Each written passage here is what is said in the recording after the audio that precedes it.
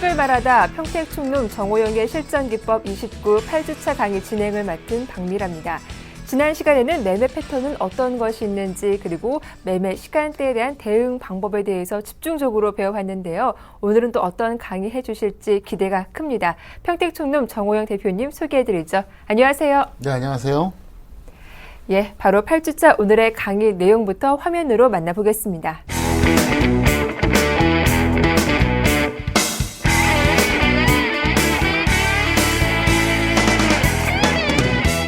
네, 오늘의 첫 번째 강의 내용입니다. 제가 먼저 예습을 조금 해봤는데요. 이 하루 중 분봉의 움직임을 기준으로 종목 매매 우선순위를 정한다라는 내용이던데 아무래도 평택충룸 정호영 대표님만의 독창적인 이론인 것 같아요.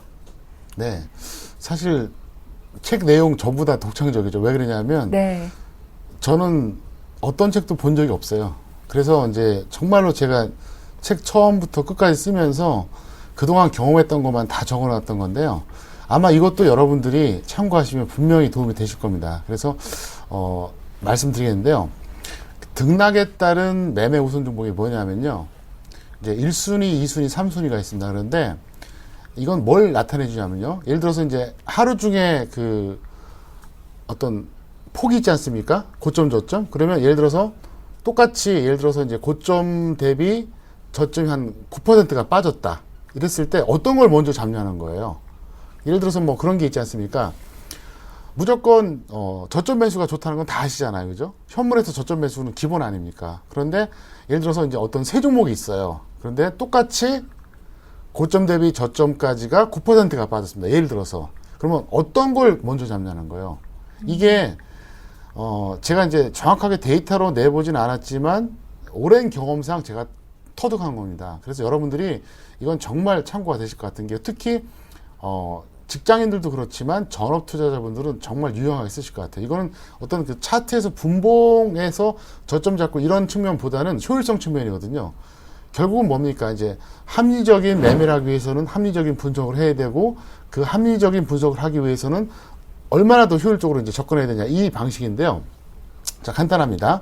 똑같이 고점 대비 저점이 한 9%가 빠졌을 때, 자, 첫 번째 1순위가 뭐냐? 상승 출발 후에 하락으로 전환된 거예요. 그러니까 플러스 상태에서 마이너스로 된 거죠. 이게 첫 번째고요. 두 번째가 뭐냐면은 고점과 저점이 다 플러스인 거예요. 그리고 세 번째가 뭐냐? 고점과 저점이 다 마이너스를 말하는 겁니다. 왜냐하면 9% 편차라고 하는 것은 사실 얼마든지 플러스 상태에서도 나올 수가 있고요. 또 마이너스 상태에 나올 수가 있는데 핵심이 뭐냐면요. 플러스에서 마이너스로 전환된 거예요. 이게 제일 중요한 겁니다. 그래서 좀 더 구체적으로 설명드리겠는데요. 다시 한번 말씀드리겠습니다. 자, 1순위 종목이 뭐냐? 제가 분명히 그랬죠. 고점은 플러스고 저점은 마이너스라 그랬죠. 예를 들어서 이런 경우입니다. 오늘 최고점이 플러스 5%예요. 그런데 현재 최저가가 이제 마이너스 4%입니다. 그럼 어떻게 됩니까? 9% 편차가 있잖아요. 네. 이게 제일 좋은 거예요. 왜 그러냐면 플러스에서 마이너스로 전환되기 때문에 다시 플러스로 전환될 가능성이 되게 높아요. 그리고 가장 무난합니다, 이게. 그래서 여러분들이 만약에 여러 종목이 있는데 어떤 걸 먼저 잡냐 이렇게 봤을 때는 플러스에서 마이너스 전환된 종목을 가장 먼저 잡으세요. 왜 그러냐면요. 플러스 상태에서는 괜히 된 게 아니거든요. 누군가 매수했으니까 올라간 거잖아요. 그러면 이거는 보합까지만 올라가면 다시 탄력받을 가능성이 높고 그 다음에 이미 플러스가 나타난 상태였기 때문에 네. 언제든지 가능성이 살아있기 때문에 이게 가장 좋습니다. 그래서 이게 1순위가 되겠고요. 그럼 2순위가 뭐냐? 플러스에서 플러스 상태입니다. 그러니까 뭐냐면 최고가가 플러스 10%입니다. 그 다음에 최저가가 플러스 1%. 그럼 어때요? 편차가 또 9죠. 9%잖아요. 그러니까 조금 전에 플러스 5에서 마이너스 4도 9% 편차 아닙니까? 그렇죠? 위아래가. 대충. 이것도 똑같이 9예요. 근데 이건 왜 2순위냐? 상대적으로 1순위보다 단점이 뭘까요? 먹을 게 좀 작죠. 네. 왜냐하면 플러스 5에서 마이너스로 4까지 이제 밀렸을 때는 이제 9%의 편차가 생겼는데 이건 이제 그 1순위 같은 경우 반등 나오면은 쉽게 말해서 먹을 게 많거든요. 근데 이거는 위에서 많이 밀렸지만 어떻습니까? 이미 플러스 상태이기 때문에 먹을 게 별로 없는 거예요. 그래서 이게 이제 2순위고요. 그럼 3순위 말씀드리겠습니다. 3순위 뭐냐면요. 최고가가 마이너스 1%입니다. 그런데 최저가가 마이너스 10%예요. 이것도 어때요? 편차가 9%가 되겠죠. 그러면 가격 메리트만 보면 이게 최고죠. 네. 근데 굉장히 위험해요. 근데 이거를 너무 좋아하는 사람들이 있는데 절대 이렇게 하면 안 됩니다. 그래서 만약에 세 종목이 있습니다. 여러분들이 막 이렇게 어떤 이유든 간에 종목을 딱 이제 발굴했는데 딱 세 종목이 나오잖아요. 그러면 만약에 이런 거를 그것까지 여러분들이 응용해서 하시면은 확률이 높아진다는 겁니다. 그래서 첫 번째가 뭐냐? 플러스에서 마이너스로 전환된 거죠. 두 번째가 뭐냐? 플러스에서 플러스로 이제 밀린 상태고요. 세 번째가 뭐냐면 마이너스에서 마이너스입니다. 그래서 첫 번째 건 뭐냐면 확률이 제일 높아요. 왜냐하면 플러스에서 마이너스 전환됐기 때문에 언제든지 다시 플러스가 될 수 있거든요. 그래서 일단 확률이 높고 올라갔을 때 이제 먹을 게 좀 있고요. 두 번째가 뭐냐면 플러스 10%에서 플러스 1%입니다. 근데 이거는 확률은 높아요. 다시 반등할 확률은 높은데 먹을 게 별로 없다는 거예요. 그 다음에 세 번째가 뭐냐면 마이너스 1에서 마이너스 10%인데 이거는 가격 메리트만 보면 어떻습니까? 최상이에요. 다만 위험하죠. 왜? 괜히 빠진 게 아니거든요. 다 이유가 있거든요. 그래서 여러분들이 이걸 알고 하시는 거하고 모르고 하시는 거 얼마나 차이가 나냐면요. 똑같이 분봉 매매를 해도 차원이 달라요. 그래서 제가 이제 그 7주차에는 뭐 그런 말씀 드렸었잖아요. 뭐 테마주 초단타라든가 분봉 매매 많이 설명드렸는데 네. 그럼 자 그런 상태에서 이제 종목을 발굴하는데 자 어떤 그 등락의 어떤 법인이 있었나 이거는 비단 그 분봉할 때만 그런 것이 아니라 여러분들이 앞으로 이제 일봉 매매할 때도 마찬가지인데요. 어쨌든 이걸 보시면서 하시면 어떻습니까? 확률이 되게 높아지고요. 그 다음에 안정적인 수익이 난다는 거죠. 이거를 알고 하는 것과 모르고 하는 것이 나중에 시간이 이렇게 한참 지났을 때는 분명히 고개를 끄덕거리게 될 때가 있고요. 어쨌든 어떻습니까? 종목을 딱 찾았는데 뭘 우선 해야 될지 모르잖아요. 바로 이걸 대입해 보시는 거죠. 그러면 이거는 차트에서는 볼 수 없는, 그러니까 차트는 단순하게 어떤 그 추세만 나오잖아요. 이건 뭐냐? 등락을 계산한 거잖아요. 그래서 우선순위를 여러분들이 보고 들어가시면 아마도 굉장히 도움을 받지 않을까 이렇게 생각하고 있습니다.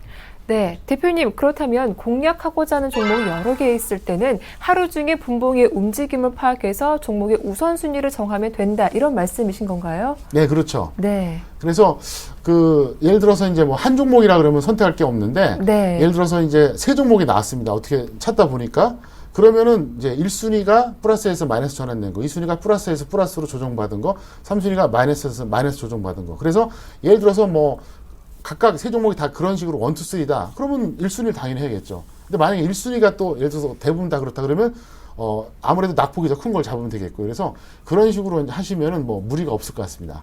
네, 다음 살펴볼 내용은 종목과 지수의 연동성을 비교해보는 시간인데요. 이 지수와 종목의 비교를 통해서 지수 대비 강한 종목을 선발할 수 있는 그런 방법을 배워보는 순서입니다. 설명해 주시죠. 네, 제가 항상 말씀드리죠. 저점은 빠른 게 좋고요. 네. 고점은 느린 게 좋다 그랬잖아요. 그래서 이거는 원리가 아주 일치합니다. 아마도 저는 확신합니다. 빠르면 5년, 늦으면 10년 뒤에 이게 평택촌놈의 어떤 이론으로 자리 잡을 거라고 확신하는데요. 종목을 우리가 비교할 때 예를 들어서 지수하고 업종, 또 업종하고 종목, 또 종목과 종목 이렇게 비교할 때 딱 이걸 비교하면 아주 간단해요. 무조건 저점은 빠른 게 좋은 거예요. 그 다음에 고점은 느린 게 좋고요. 그래서 이거를 이제 설명드려 보겠는데요. 자, 그러면 제가 이제 고점에 대해서 먼저 설명드리겠습니다. 그럼 1순위, 2순위, 3순위가 있는데 요거 이제 말로 설명드리고 차트도 잠깐 보여드리겠는데요. 자, 지수 고점이 종목 고점보다 빠르다. 자, 이거 다시 해석하면 뭡니까? 예. 종목이 그러니까 어쨌든 간에 어떻습니까? 고점이 더 느리다는 얘기잖아요. 그죠? 지수 고점이 종목 고점보다 빠른 거니까. 이게 이제 1순위라는 얘기예요. 그래서 무조건 지수가 고점을 먼저 찍는 거예요. 이게 이제 가장 강한 종목 1순위가 되겠고요. 네. 2순위가 뭐냐면 이제 5분 이내를 말하는 겁니다. 그리고 3순위는 이제 지수 고점이 종목 고점보다 느리다인데요. 이건 사실 지금 그 연동성 비교는 분봉을 말하는 겁니다. 사실은 분봉을 말하는 건데 이거는 일봉도 다 해당이 돼요. 일봉 원리도 제가 잠깐 설명드리겠는데요. 자, 다시 한번 제가 반복적으로 말씀드리겠습니다. 1순위 종목은 뭐냐? 자, 이건 분봉입니다. 어디까지나. 분봉인데 지수가 어떤 특정한 종목보다 고점이 더 빠른 거예요. 이게 가장 강한 종목이라는 거고요. 두 번째는 5분 이내 차이. 이거는 거의 똑같다고 봐야 되는 겁니다. 왜냐면 5분까지는 뭐 얼마든지 그 편차가 있을 수가 있거든요. 그리고 이제 3순위가 뭐냐면 지수 고점이 종목 고점보다 느리다. 그러니까 이거는 이제 1순위하고 정 이제 반대 개념이 되는 거죠. 근데 이걸 그러면 그림으로 한번 보여드리겠습니다. 자, 보시면은요. 자, 보세요. 이게 1순위인데요. 지수 고점이 오전 10시였습니다. 그런데 종목 고점이 오전 10시 10분이었어요. 네. 자, 지수가 어떻습니까? 고점이 더 빨랐죠. 근데 지수가 그 10시에 고점 찍고 내려갈 때 종목은 10시 10분까지 올라갔으니까 어때요? 강한 거잖아요. 네. 보통 지수하고 종목하고 연동이 되지 않습니까? 그런데 보세요. 지수는 딱 10시에 고점 찍고 내려가기 시작하는데 종목은 지수는 이미 내려가는데 10분 더 가는 겁니다. 그러니까 어때요? 강한 거잖아요. 그 원리예요. 그 다음에 두 번째가 뭐냐면요. 이거는 이제 그 지수 고점하고 종목 고점하고 한 1분 정도 차이가 나는데요. 그러니까 5분 이내를 말한 겁니다. 그래서 왜 5분 이내는 의미가 없냐면은 사실 5분 정도는 편차가 얼마든지 있을 수가 있거든요. 왜냐하면 100% 연동될 수가 없잖아요. 그래서 네. 5분까지는 뭐 어떤 게 더 빠르든 이건 무시해도 된다는 거고요. 3순위부터 말씀드릴게요. 이번에 3순위 말씀드릴게요. 네. 자, 3순위 어떻게 되느냐. 자, 이번엔요. 지수 고점은 오전 10시 10분입니다. 그런데 종목 고점은 언제예요? 오전 9시 50분입니다. 그럼 네. 뭡니까? 아주 쉽게 설명드릴게요. 종목이 9시 50분에 딱 고점 찍고 내려갑니다. 근데 지수는 계속 가요. 10시 넘어서. 그러니까 어때? 이 종목은 약한 종목이죠. 네. 그래서 이게 연동성을 비교할 때 어떻게 봐야 되냐면 예를 들어서 이제 이것도 이제 역시 마찬가지입니다. 어떤 걸 매수할 때 매수할까 고민할 때 하는 거거든요. 제가 결국 이제 앞으로 이제 후편 강의에서 보면은 제가 이제 뭐 어떤 그 가치 분석하는 거, 차트 분석하는 거, 수급 분석하는 거 이런 강의가 또 심층적으로 또 해드리는데 왜 이런 걸 자꾸 말씀드리냐? 제가 그랬잖아요. 어떤 그 분석하고 매매하고 이런 기초를 닦은 다음에 그 다음에 종목 발굴 들어가야 될 거 아닙니까? 네. 그래서 단순하게 차트만 봐가지고 뭐 이렇게 하는 건 사실 이건 효율적이지 않다고 생각해서 이런 강의를 해드린 건데 이것도 똑같은 거예요. 무슨 얘기냐? 내가 어떤 종목을 매수합니다. 그런데 그럼 어떤 걸 매수해야 되냐는 거죠. 그럼 지수보다 강한 걸 매수해야지 좋은 거잖아요. 상식적으로. 바로 그걸 말씀드린 건데요. 자, 그러면 이거는 반드시 분봉만 해당되는 게 아닙니다. 일봉도 그대로 적용이 돼요. 원리가 똑같기 때문에 그렇습니다. 고점은 느릴수록 좋고 저점은 빠를수록 좋다 그러는데요. 자, 보시겠습니다. 자, 코스피 지수 한번 보세요. 보시면은요. 자, 코스피의 고점이 언제였죠? 올해 4월 초순이었습니다. 분명히 이랬죠? 자, 이번에 삼성전자 보겠습니다. 삼성전자 고점이 언제였죠? 5월 초순이었습니다. 네. 어떻습니까? 고점이 느리죠? 네. 그 지수보다 강하잖아요. 그죠? 자, 요번에 또 다시 한번 코스피 보겠습니다. 자, 코스피의 저점은 언제였죠? 7월 말이었죠. 그죠? 네. 그 다음에 삼성전자의 저점 보겠습니다. 7월 중순이었습니다. 더 빠르네요. 네, 그러니까 네. 강한 거죠. 네. 그러니까 저점은 더 빠르고 고점은 느리고 원리가 그러니까 분봉이나 일봉이나 똑같다는 거예요. 그래서 이것만 보시고 여러분들이 그냥 비교해도요. 이동평균선 몰라도 돼요. 딱 보고 지수보다 더 빨리 저점을 찍었네. 예를 들어서 이제 어떤 종목이 저점을 딱 찍었어요. 근데 지수는 한 1주나 2주 뒤에 저점을 찍고 올라가요. 그럼 뭡니까? 주도주 가능성이 상당히 높죠. 네. 주도주가 안 되더라도 훨씬 더 강한 종목이에요. 또 반대로 뭡니까? 지수가 딱 꺾였습니다. 근데 이 업종, 이 종목은 한 일주일, 2주 더 가요. 강한 거죠. 삼성전자가 바로 그렇잖아요. 다시 한번 보여드릴까요? 자, 보세요. 자, 삼성전자의 올해 고점은 언제입니까? 5월 초였습니다. 분명히. 그런데 코스피 지수는 어떻습니까?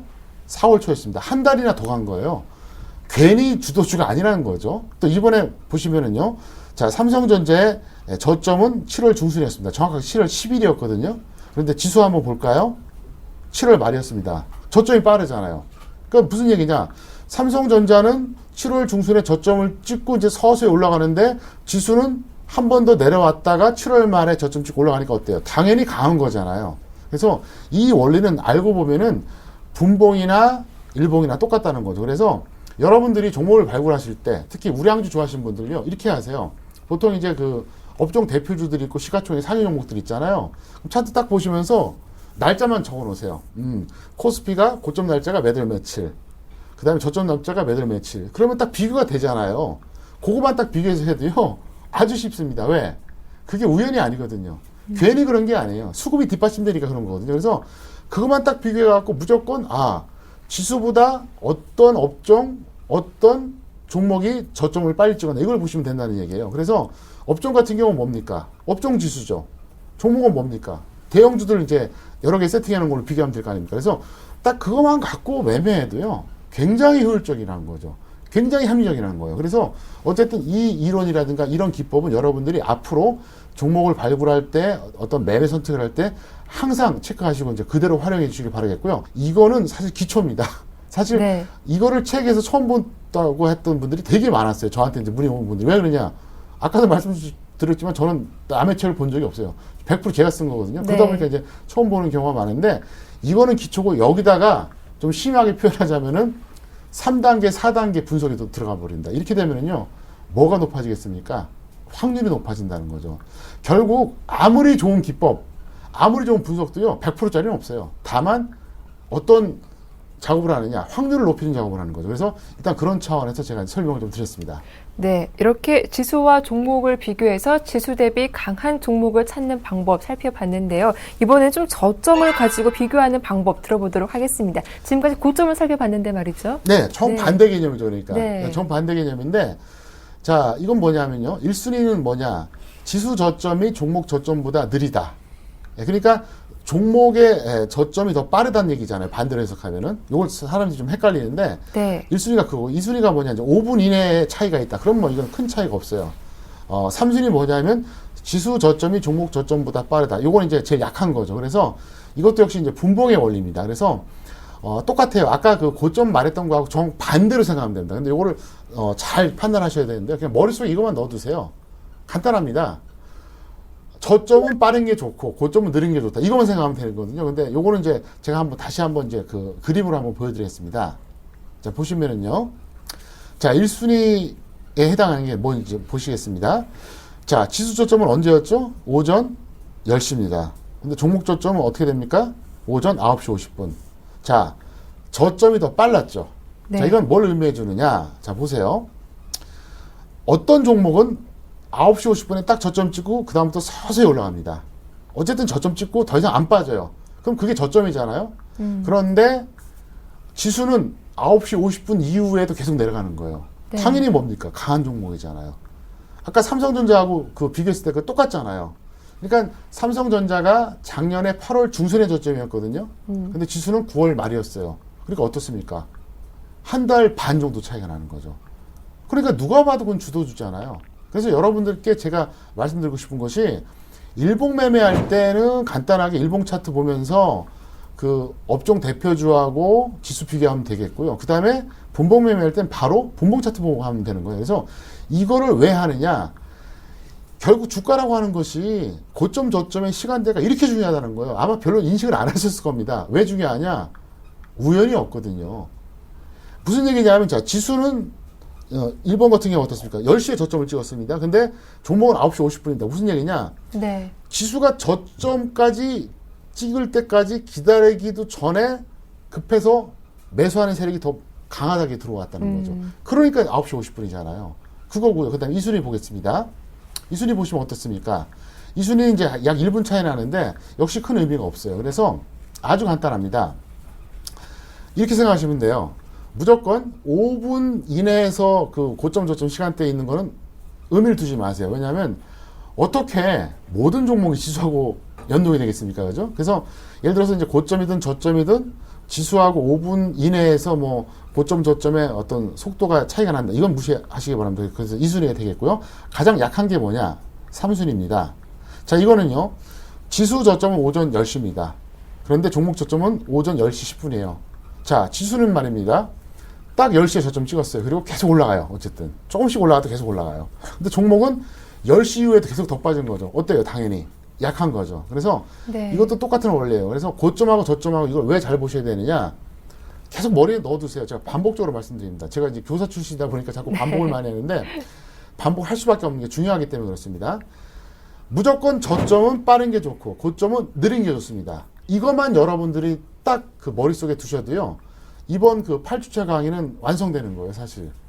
이것만 여러분들이 아셔도요. 일봉에서 활용하시고 그 다음에 분봉에서 활용하시면은 훨씬 더 효율적이고 훨씬 더 합리적인 종목 발굴이 되겠고요. 그 다음에 확률이 높아져요. 그래서 반드시 이걸 이제 참고하시길 바라겠고요. 어쨌든 다시 한번 마지막으로 강조해드리지만 여러분들이 만약에 이런 경우가 있습니다. 자, 지수가 계속 빠져요. 네. 계속 빠져요. 그래서 저점을 딱 찍고 이제 올라와요. 한 올라온 지 한 일주일 됐습니다. 근데 딱 보니까 야 이거 바닥 찍은 것 같아. 그런 느낌이 있잖아요. 분석은 못해도 정말 바닥인지 아닌지 떠나서. 그러면 딱 어떻게 하느냐. 4대 업종 지수를 딱 계산해 보세요. 그러면 예를 들어서 뭐 10월 뭐 2일이 최저점이었다. 지수가. 그러면 보통 그 날짜상으로 보면 10월 뭐 1일이든 3일이든 그때 거의 비슷하게 저점을 찍습니다. 네. 비주도 업종은. 네. 근데 주도 업종은 어떻게 되느냐? 9월 중순 막 이래요. 그러면 그쪽에 베팅해야 되는 거예요. 그러면 확률상 그 업종에 베팅하면은 더 높이 올라가요. 또 종목도 마찬가지입니다. 종목도 예를 들어서 이거는 이제 그 일봉이 아니라 분봉이죠. 자, 오늘 저점이 예를 들어서 뭐 오전 10시였다. 근데 대다수의 약한 종목들은 어떻습니까? 10시보다 늦게 저점 찍거든요. 그리고 일부의 종목들은 이제 10시 전후가 되는데 이 종목은 9시 반에 저점 찍었어요. 네. 그게 괜히 찍은 게 아니죠. 그러니까 지수보다 훨씬 강한 거잖아요. 그러면 지수는 자, 9시 반이 됐을 때 지수는 그 이후에도 계속 내려간 겁니다. 근데 그 종목은 계속 들어왔다는 얘기잖아요. 매수가. 바로 그거예요. 그러니까 그 종목 어떻게 됐습니까? 확률이 높아지고 상승 탄력이 높아진다는 거죠. 그래서 여러분들이 일봉이든 분봉이든 이 저점과 고점 시간 굉장히 중요하고요. 이건 단순하게 어떤 그 추세를 보는 게 아닙니다. 그러니까 추세하고는 좀 달라요. 시간 개념이죠. 그래서 보통 여태까지 차트에서 설명한 건 뭡니까? 뻔하잖아요. 뭐 아주 정말 수십 년 된 그 파동 이론, 그 다음에 이미 역시 몇십 년 된 각종 뭡니까 그 보조 지표 이론, 그거 갖고는 택도 없어요. 왜 그렇게 제가 말씀드리냐면요. 제가 왜 이걸 또 설명드린 이유가 뭐냐? 간단해요. 남하고 달라야 될 거 아닙니까? 남보다 뭔가를 앞서야 될 거 아니에요. 차트만 가지고 여러분들이 절대로 큰 수익 못 냅니다. 왜 그런지 아세요? 책에도 제가 밝혀놨거든요. 내가 보는 차트는 남도 본단 말이에요. 나만 볼 수 있으면 괜찮아요. 남도 다 봐요. 그리고 어떻습니까? 거의 비슷한 생각한다는 거죠. 그러면 남하고 똑같이 보고 남하고 비슷한 생각하면 어떻게 이기겠냐는 거예요. 이게 말이 안 되잖아요. 그러니까 뭔가 자꾸 차별화시켜야 된다는 거죠. 그래서 책에다가는 사실 요 정도 말씀드렸었는데 제가 언젠가 이제 기본서를 발표하면 더 많은 내용이 들어가겠지만 사실 이 정도만 알고 있어도 기존에 여러분들이 그냥 단순하게 그 차트만 알고 있는 분들보다는 훨씬 더 아마도 확률이 높을 것이다. 이렇게 저는 장담합니다. 예, 정말 중요한 내용들을 갑자기 많이 다루게 됐는데요. 좀 정리를 해보겠습니다. 자, 그렇다면 고점과 저점 비교할 때는 매수와 매도 어떤 걸 할 때 좀 비교를 할 수 있는 건지 궁금한데요. 뭐 예를 들어서 매수는 뭐 저점을 비교해야 되고 매도는 고점을 비교해야 되고 이런 겁니까? 그러니까 이제 일단 매수 같은 경우에는 당연히 네. 저점이죠. 예, 저점이고요. 네. 그다음에 매도 같은 경우에는 이제 일단 고점이 맞아요. 근데 이런 거죠. 이제 다시 한번 반복적으로 설명드리겠지만, 예를 들어서 이제 지수가 이제 저점을 찍고 올라왔는데, 네. 지수보다 저점이 뭐 보름, 뭐 심하게 한 달 전에 찍은 종목 있잖아요. 그거는 이제 뒤늦게라도 그걸 딱 잡으면 확률이 상당히 높아요. 왜? 그게 지수를 견인하는 종목이거든요, 사실은. 대형주 중에서. 그 다음에 이제 삼성전자 같은 경우도 이제 오늘 아까 이제 설명드렸었잖아요. 그 지수가 올해 봄에 고점이 언제였습니까? 4월 초였습니다. 네. 근데 삼성전자가 어떻게 됐어요? 5월 초였거든요. 무슨 얘기냐? 지수가 4월 초에 꺾이고 내려가기 시작했는데 삼성전자는 안 꺾이고 5월 초까지 갔거든요. 네. 던질 필요 없다는 거죠. 왜? 강한 거니까. 그리고 나서 삼성전자가 나중에 이제 5월 초에 꺾였지만 그때 확인하고 던져도 지수 연동해서 던지는 것보다 어때요? 더 먹는다는 거죠. 차트를 한번 보여드릴까요? 실제로? 네. 보겠습니다. 보시면요. 자, 다시 한번 설명드릴게요. 자, 지수가 보면 4월 초 정도에 고점 찍고 내려갔습니다. 그죠? 4월 초에 완전히 최종적으로 고점 찍은 거죠. 2050. 이번에는 삼성전자 보겠습니다. 어떻습니까? 삼성전자 보면 5월 초잖아요. 날짜상으로 보면. 네. 그러면 단순하게 지수 보고 던졌으면 어떻게 됐겠습니까? 이때 던졌을 거 아닙니까? 그죠? 이때보다 어때요? 더 높은 가격에 던지잖아요. 그래서 저점 같은 경우에도 마찬가지로 이제 매수할 때 참고하시고요. 이제 고점도 이제 매도할 때 참고하시는데요. 자, 역시 똑같습니다. 이번엔 뭐냐면요. 자, 삼성전자가 작년 8월 중순에 저점 찍었다 그랬죠? 네. 그 다음에 지수 한번 보겠습니다. 역시 지수 보시면 작년 이건 9월 말입니다. 훨씬 빠르잖아요. 네. 그러면 9월 말에 바로 뭘 들어가느냐? 삼성전자를 여기서 들어가도 절대로 늦지 않다는 거죠. 무슨 말씀인지 이해가 되시죠? 네. 네, 그러니까 지수가 9월 말에 저점 찍고 올라갔어요. 그리고 한 며칠 지났습니다. 봤더니 삼성전자는 이미 8월 중순에 저점이에요. 그러면 네. 9월 말 10월 초에 들어가도 절대 안 늦어요. 그러니까 차트로 보면 한 이 정도 되겠죠? 이 정도 대충. 그래서 가격으로 보면 한 80만 원 전후가 되거든요. 그래서 실제로 네. 저는 80만 원에 추천했어요, 이거를. 그래서 이런 이론대로 한 거죠. 그래서 이건 사실 복잡한 것도 아닙니다. 아주 간단한 거예요. 그래서 제가 왜 이걸 이렇게 설명드렸냐면요. 이론이라고 하는 것은 첫 번째, 이해하기가 쉬워야 됩니다. 두 번째, 실전에서 적용이 돼야 돼요. 그렇지 않으면 무용지물입니다. 그래서 수많은 주책이 있잖아요. 근데 대부분의 책들이 어떻습니까? 이해가 안 됩니다. 두 번째, 적용이 안 돼요. 그래서 저는 이번에 책을 쓰면서 처음부터 끝까지 모두 이런 컨셉을 썼습니다. 그래서 좀 어렵고 난해한 것들은 좀 많이 빼버렸습니다. 왜 그러냐? 책을 읽고 나서 일단 이해가 돼야 되잖아요. 그 다음에 실전에 적용을 해야 되잖아요. 안 그러면 그건 뭡니까? 그냥 종이뭉치예요. 책이 아니라는 거죠. 그래서 어쨌든 제가 기본적으로 다른 내용이 이 정도인데 앞으로 있게 될 오프라인 강의는 어떻겠습니까? 아마도 여러분들이 정말 놀랄만한 내용들을 전달할 테니까 하여간 많이 기대해 주시기 바라겠습니다. 네, 이 다음 수서는 이 교재에 없는, 책에 없는 내용입니다. 지수의 당일 고점을 계산하는 평택총룸 정호영 대표님의 노하우를 소개해 주신다고요? 네. 이거는 뭐 당일 고점도 되고요. 이제 네. 저점도 이제 동시에 되는 건데요. 사실 정확하게 이거를 수치화시켜서 계산할 수는 없는데요. 이제 추세를 어느 정도 판단할 수 있는 참고로 하면 되겠습니다. 그래서 뭐 정확하게 뭐 오늘 고점은 몇 포인트야, 오늘 저점 몇 포인트야, 이거 갖고는 판단하기 사실 어려워요. 하지만 이거를 참고하시면 여러분들이 좋은데요. 순서가 있습니다. 첫 번째가 뭐냐? 일단 코스피 매매 동향을 보세요. 그러니까 코스피에서 외국인이 매수를 하나 이게 오늘 거대한 어떤 그 분봉 추세가 결정이 됩니다. 그러니까 예를 들어서 매수가 점점 늘어나면은 아무래도 고점 시간이 느려지겠죠. 그러니까 뒤로 가겠죠. 반대로 매도가 점점 늘어나면 어떻게 되겠습니까? 저점 시간이 더뎌지겠죠. 후반부가 네. 될 가능성이 높아요. 그래서 일단 코스피 쪽에서는 외국인들이 매수하나 매도하나 이게 첫 번째가 되겠습니다. 그래서 이게 이제 핵심 포인트가 되겠고 두 번째가 뭐냐? 프로그램 매매예요. 그래서 일단 첫 번째는 코스피에서 외국인 매매 추세, 두 번째가 뭐냐? 프로그램 매매 동향입니다. 그래서 코스피에서는 크게 두 가지 축이 있거든요. 하나는 뭐냐? 외국인 매매. 두 번째 뭐냐? 프로그램 매매예요.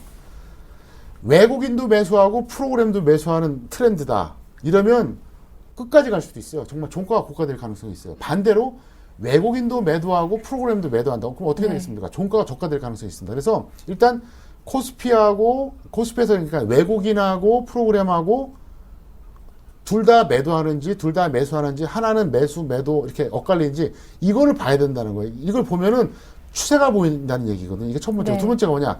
코스피 주요 종목 차트입니다.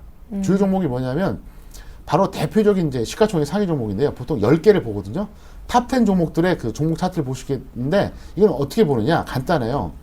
탑 10 종목이 있으면 지수가 좋은 날은 어때요? 다 빨간색이죠. 다 플러스잖아요. 그럼 하락하는 날은 어때요? 다 마이너스잖아요. 그럼 뭐냐? 이렇게 보시면 돼요. 하락하는 날은 빨간 종목이 몇 개인지, 반대로 상승하는 날은 파란 종목이 몇 개인지 보시면 돼요. 자, 이렇게 보시면 됩니다. 자, 지수가 하락합니다. 지수가 어쨌든 현재 마이너스예요, 코스피가. 현재 마이너스입니다. 어쨌든 마이너스 5가 되든 마이너스 10이 되든 마이너스입니다. 근데 코스피 톱10 종목을 봤더니 4개가 플러스고 6개가 이제 마이너스입니다. 그랬을 때 여기서 대형주가 그나마 4개가 플러스였는데 요게 플러스가 3개로 줄면 어떻게 되겠습니까? 더 빠질 가능성이 높아요. 네. 반대로 4개였는데 플러스가 5개로 늘어나 버리잖아요. 그럼 반대가 돼 버릴 수가 있어요. 아주 미묘하게요. 그 다음에 세 번째 보시는 게 뭐냐? 코스피 업종 차트인데요. 다 보면 필요 없죠. 딱 하나. 주도 업종이에요. 그거 보시면 되겠고. 그 다음에 마지막은 옵션 매매 동향. 그럼 옵션 매매 동향 뭘 보느냐? 외국인, 기관 필요 없습니다. 개인만 보시면 돼요. 개인의 그 콜옵션, 풋옵션이 방향성을 딱 보시면 되는데요. 어쨌든 콜하고 풋하고 합성해서 보면은 이게 개인들이 상방 배팅인지 하방 배팅인지 알 수가 있잖아요. 예를 들어서 지수가 이제 하락합니다. 근데 개인들이 계속 상방 배팅해요. 그럼 더 빠져요. 반대로 지수가 상승합니다. 근데 하방 배팅이면 더 올라가요. 그래서 이 옵션 동향까지 보시면 되는데 옵션은 딴 거 다 필요 없고 개인만 보시면 돼요. 그래서 네. 이거는 얼마든지 합성해서 여러분들이 보실 수 있으니까 이제 참고하시면 되겠는데 어쨌든 이렇게 해서 지수의 뭐 고점만 계산하는 게 아니라 저점도 계산할 수 있는데 이런 거를 이제 복합적으로 보시면 되는데 이거는 사실 제가 지금 말씀드렸지만 투자한 지 최소한 3년 뭐 길면 한 5년 정도 되신 분들이 이해가 될 겁니다. 안 되신 분들은 반복적으로 보시면서 꼭 한번 참고해 보시기를 부탁드리겠습니다. 네, 지수가 당일 고점인지 그 여부를 판단하는 방법에 대해서 자세하게 설명을 들어봤습니다. 다음 내용은요, 이 매수와 매도, 가격에 대한 평택총론만의 이론을 들어보도록 할 텐데요. 어떤 내용인가요? 네. 매수는 어떻게 해야 되는지, 네. 그다음에 이제 매도는 어떻게 해야 되는지 이걸 설명드리겠는데요. 자, 매수는요, 일회 매수 또는 분할 매수. 이게 무슨 말이냐면요, 한 번 할 수도 있고, 두 번 할 수도 있어요. 그래서 보통 이제 한 번 할 경우에는 초단타 할 때는 한 번 하는 게 좋습니다. 그러니까 분봉 매매라고 그러는 거죠. 그러니까 오늘 샀다가 30분, 1시간 뒤에 파는 거는 보통 이제 한 번이 딱 좋고요. 그 다음에 이제 일봉 매매하는 거 있지 않습니까? 이건 보통 이제 두 번 이상 할 수가 있는데, 자, 상승 추세에서는 분할 매수 이렇게 돼 있고요. 하락 추세에서는 1차 매수 이렇게 돼 있거든요. 이거 굉장히 중요한 말이에요. 자, 분봉 매매할 때는 보통 한 번 하고요. 일봉 매매할 때는 보통 분할 매수하는 게 정석입니다. 그런데 여기서 이렇게 돼 있죠. 상승 추세에서는 분할 매수고 하락 추세에서는 1차 매수다 이렇게 돼 있는데 왜 분할 매수만 해야 되고 분할 매수가 가능하고 왜 1차만 매수를 해야 되느냐. 상승 추세는 자 보세요. 지수가 계속 갑니다. 종목도 가요. 네. 가면은 한 번 매수했다가 밀려서 또 한 번 매수해도 어떻습니까? 올라갈 확률이 많잖아요. 왜? 추세가 상승이니까. 근데 하락 추세에서는 왜 한 번이냐?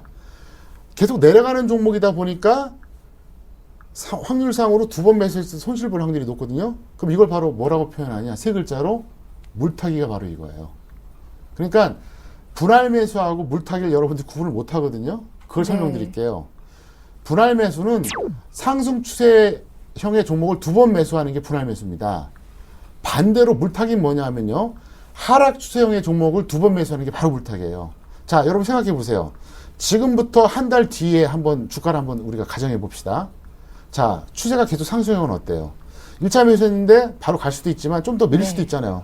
그런데 확률상으로 어때요? 한 달 뒤에 더 높아요. 반대로 하락 추세형 종목은 어떻습니까? 자, 한 번 매수했는데 가면 좋지만 또 한 번 매수했더니 뭐냐? 추세가 워낙 나쁘다 보니까 한 달 뒤에 빠져 있어요. 네. 어떻게 되겠습니까? 그래서 하락 추세일 때 한 번만 매수하는 거예요. 근데 하락 추세일 때는 한 번만 매수해서 단타로 딱 먹고 나오는 거죠. 그래서 물타기하고 분할 매수의 결정적 차이가 뭐냐? 추세가 상승인 종목을 두 번 나눠서 하는 것이 분할 매수. 이게 정석이에요. 반대로 추세가 하락하는 종목을 추가하는 게 바로 물타기입니다. 그래서 투자한 지 5년, 심지어 10년이 돼도 그걸 구분을 못 해요. 아마 오늘 처음 듣는 분들이 많을 거예요. 물타기가 바로 이거예요. 네. 내려가는 추세. 그러니까 그럼 추세의 판단이 뭡니까? 자, 이론적으로 뭐라 그랬죠? 61선이 121선 위에 있으면 뭡니까? 상승 추세. 61선이 120선 아래 있으면 뭡니까? 하락 추세. 그거예요. 그러니까 추세가 상승 추세일 때 사는 거는 분할 매수. 아래일 때는 뭡니까? 물타기라는 거죠. 그래서 이걸 명심하시기 바라겠는데요. 자, 그럼 상승 추세는 어떻게 해야 되느냐? 단기 2차 매수가 이제 1차 매수가 대비 이제 마이너스 5% 이렇게 되고, 그 다음에 중기 2차 매수가는 1차 매수가 대비 마이너스 10%. 이게 무슨 말이냐? 단기 매매할 때는 1차 매수한 것보다 2차 매수가 5% 더 낮게 하는 거고요. 그리고 이제 중기할 때는 2차 매수를 한 1차보다 10% 낮게 한다. 이런 뜻입니다. 그래서 이게 이제 매수하는 어떤 방법이 되겠습니다. 예, 그렇다면 좀 매도할 수 있는 방법도 저희가 좀 살펴보도록 할게요. 매도 가격을 정하는 그 노하우는 어떤 건가요? 네.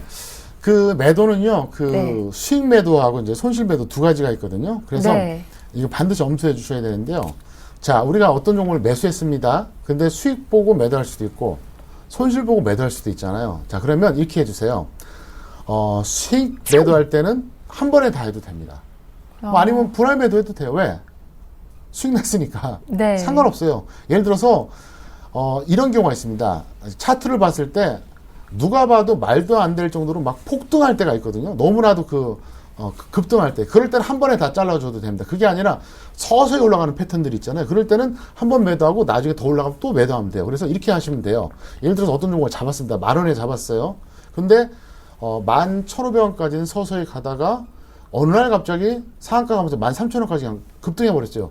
그때 한 번에 다 잘라줘도 됩니다. 근데 그게 아니라 10,000원에 잡았는데 하루에 500원씩 올라가는 거예요. 그럼 12,000원에서 한 번 던져요.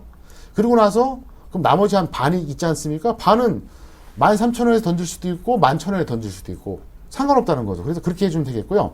뭐 단기라든가 중기 수익률을 나와 있는데 이건 뭐 여러분들이 약간 융통성을 발휘하셔도 되겠습니다. 다만 이제 손실 매도가 중요합니다. 자, 손실 매도 어떻게 하느냐? 반드시 한 번에 끝내세요. 왜?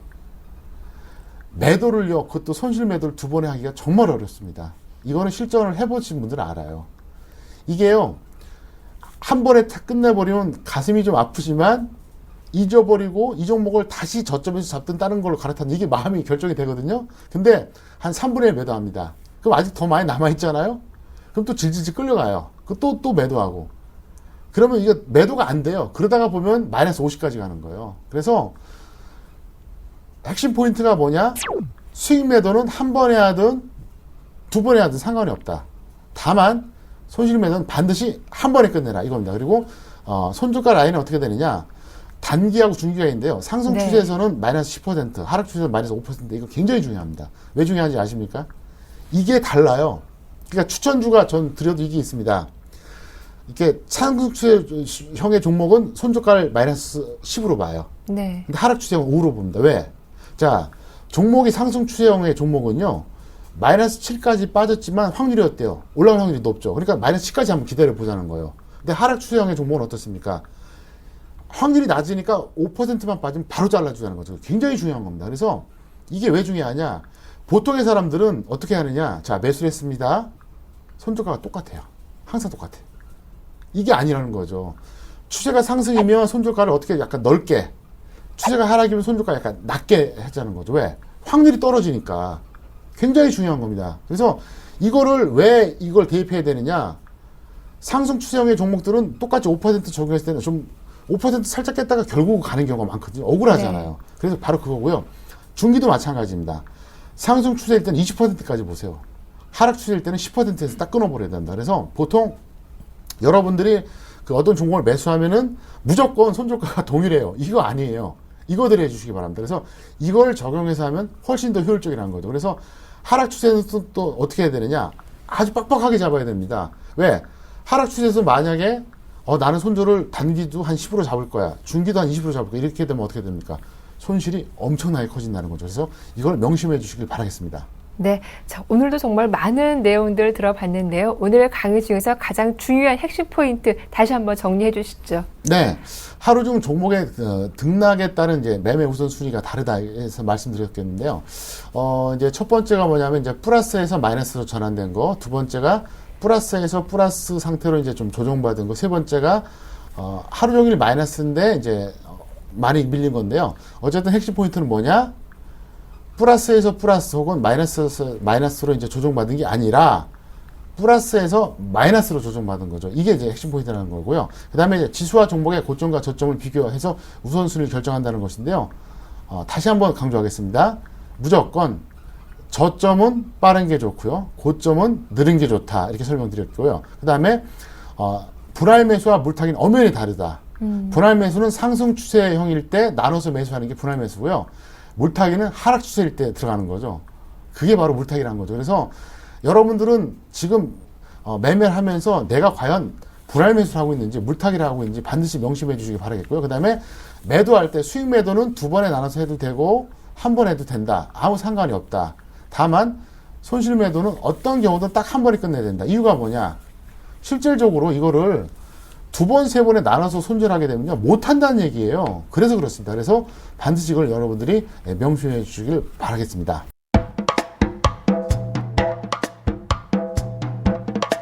이어서 평택총룸 정호영 대표님만의 특별 노하우를 전해 듣도록 할 텐데요. 자, 오늘 8번째 시간에는 시황 분석의 접근 순서와 방법이 따로 있다고요? 네.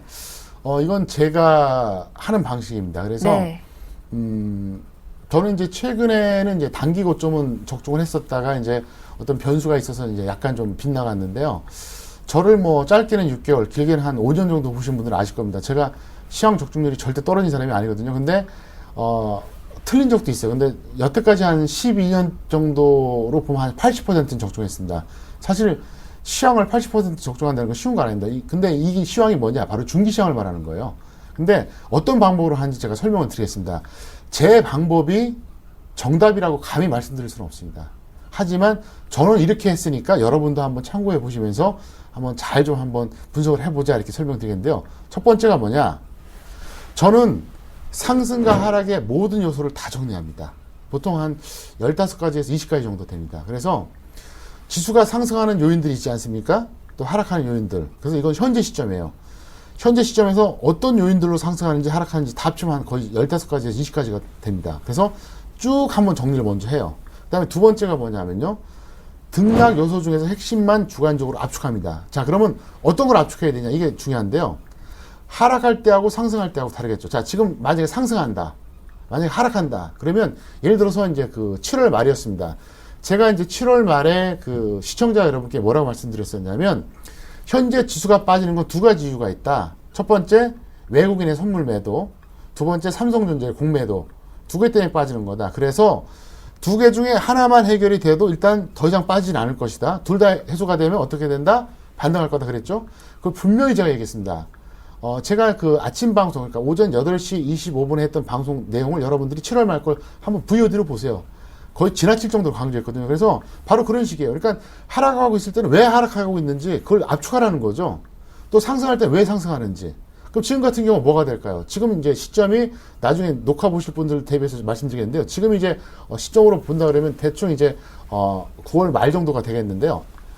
그러면 지금은 뭐 때문에 상승하느냐? 간단해요.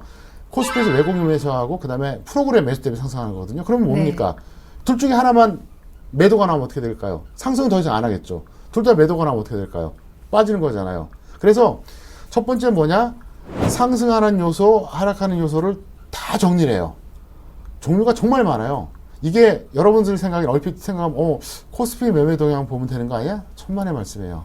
공매도도 봐야 되고요. 프로그램 매도 봐야 되고요. 그 다음에 주도주 업종 봐야 되고요. 그 다음에 해외 증시 보고요. 그 다음에 선물 옵션 동향 보고요. 네. 그 다음에 개인들의 옵션 동향 체크해야 되겠고요. 그 다음에 또 한 가지가 뭐냐면은 그 업종과 업종 간의 함수 관계, 기타 포함하면 한 15가지에서 20가지가 됩니다. 그래서 이걸 딱 정리를 했습니다. 그 다음에 현재 상승하고 있는데 왜 상승하는지 그거를 이제 압축해야 된다는 거죠. 그 다음에 하락하면 왜 하락하는지. 그러면 7월에는 그래서 제가 계속 말씀드렸잖아요. 삼성전자 공매도와 외국인의 선물 매도가 해소돼야지 멈출 것이다. 자, 그러고 나서 이제 세 번째가 뭐냐. 등락 요소 중에서 이제 상승이든 하락이든 이게 지속하면 어떻게 될까요? 만약 하락할 때. 그럼 계속 빠지는 거죠. 또 소멸하면 어떻게 될까요? 올라가는 거죠.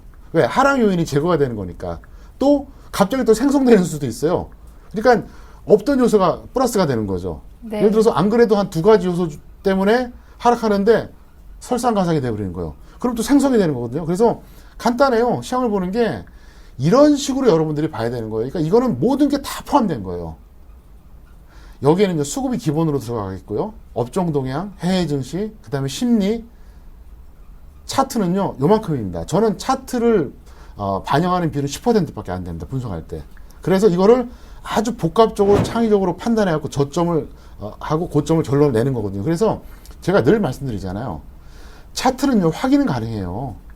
저점 찍고 딱 올라왔을 때 여러분 저점은 기록했습니다. 이제부터 갑니다. 반대로 고점 찍고 딱 내려옵니다.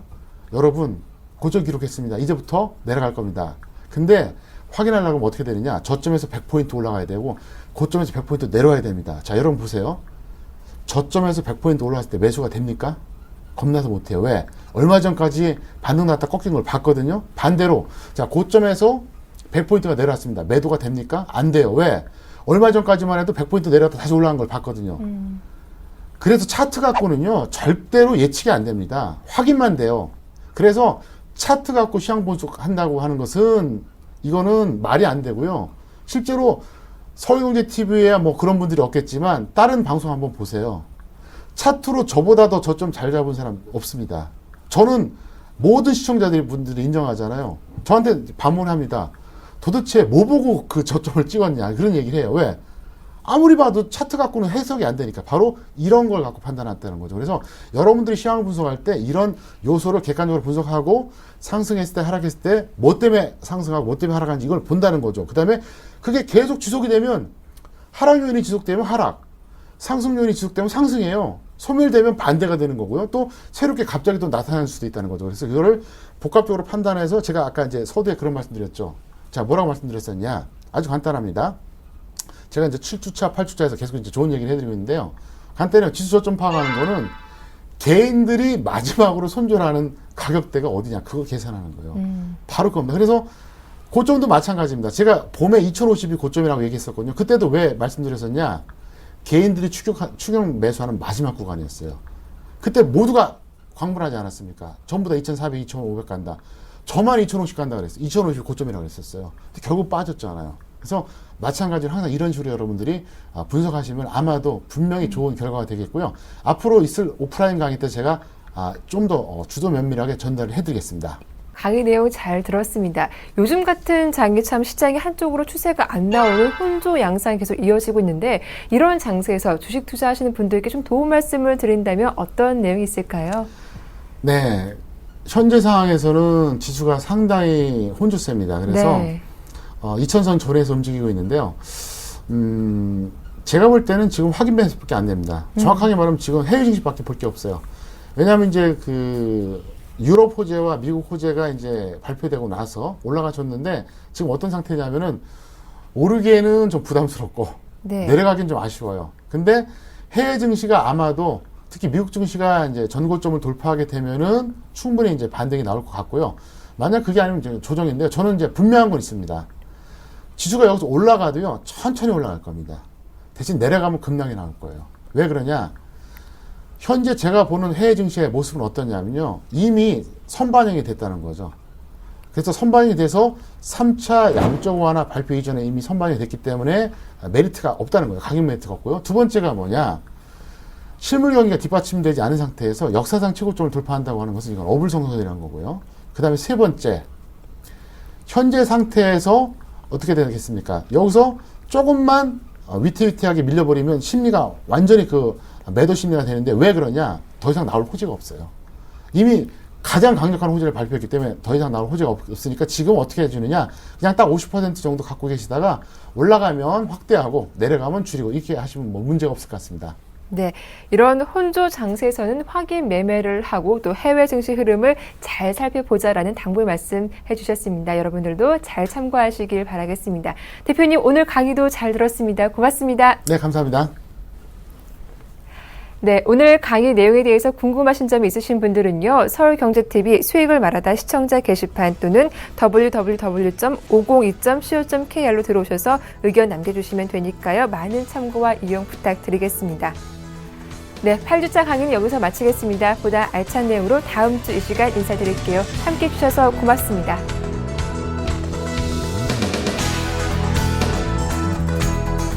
서울경제TV 홈페이지 센TV.co.kr에 접속하시면 수익을 말하다 VOD 다시 보기 서비스를 이용하실 수 있습니다.